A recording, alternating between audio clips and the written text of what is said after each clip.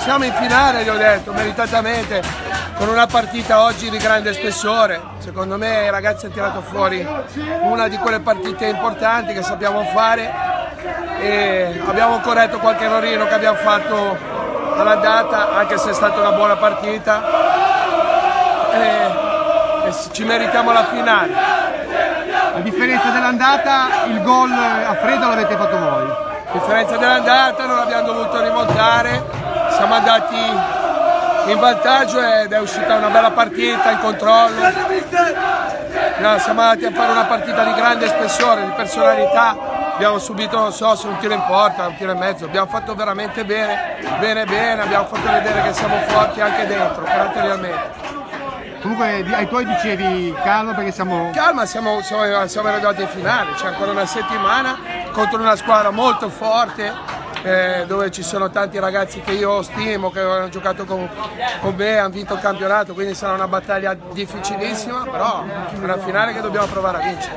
Finale secca, si giocherà tra Renzano, Celle e Vado.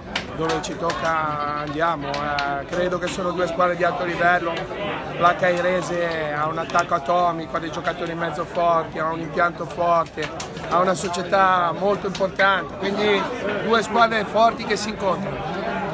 La settimana scorsa ti ho chiesto cosa cambierai, mi hai detto non te lo dico. Non te l'ho detto. Adesso abbiamo cambiato 2 o 3 giocatori.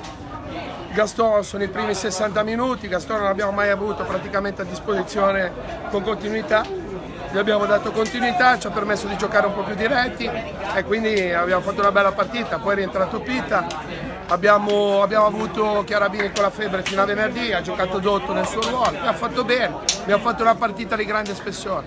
Dotto e Placido per me migliori in campo. Nel campo la squadra, tutti i ragazzi, io ho visto un De Martini ad esempio supersonico, il nostro 2001 ha sbagliato l'intervento, cioè è difficile stilare una classifica di merito quando si fa una partita di questo genere dove potevamo veramente dilagare, è stata una partita veramente di grande rilievo, grande importanza, grande personalità, bravi ragazzi.